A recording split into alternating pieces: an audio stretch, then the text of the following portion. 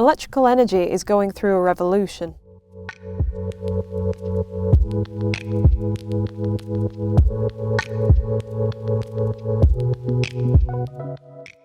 The energy mix in the future will be drastically different than it is today. Today it's powered mainly by coal, gas and nuclear. Renewable energy plays a growing part in it. But in the future, coal and gas will have to be phased out.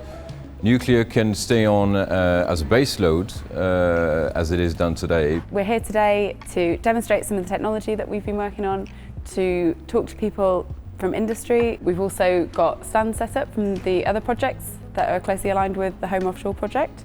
So we've got things here for nuclear industry as well as for offshore, and it's great to show how these industries have similar challenges that will have similar solutions.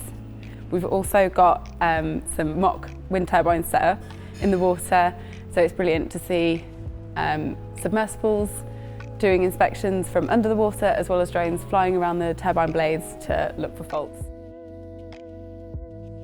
But we're also looking at cross-cutting technologies.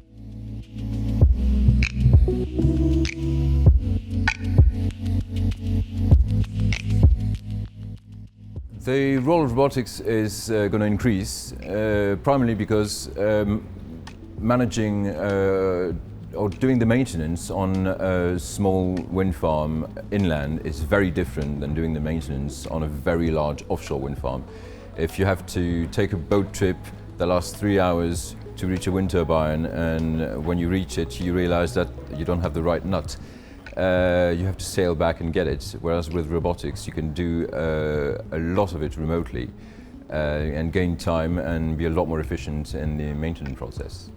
We're looking at how virtual reality can help research in robotics. So it gives us an idea of the state of the art today. It helps us to immerse ourselves in the environments. We can also look at how it might be applied in future technologies. So today we've been showing demos on augmented reality, how people might inspect blade turbines in the future, how they might look at data that's been collected by robots.